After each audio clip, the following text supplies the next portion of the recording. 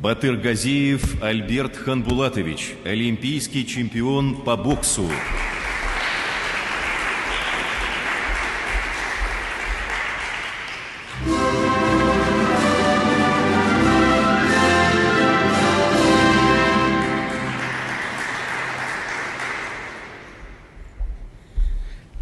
Уважаемый Владимир Владимирович, для нас огромная честь выступать перед вами в стенах древнего Кремля.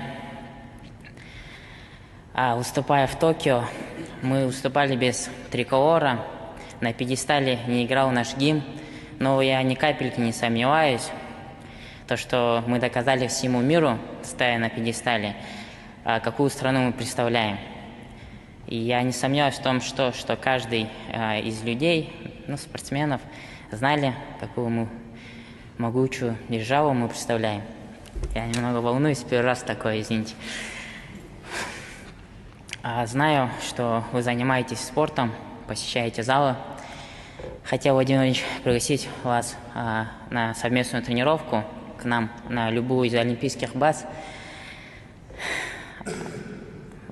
Для нас это будет стимулом, мотивацией для новых побед.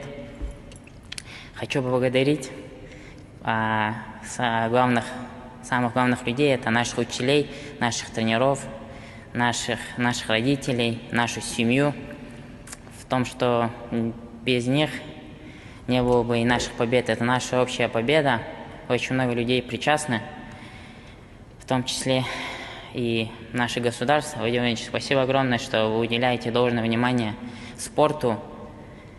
Без такого внимания не было бы таких результатов. Спасибо.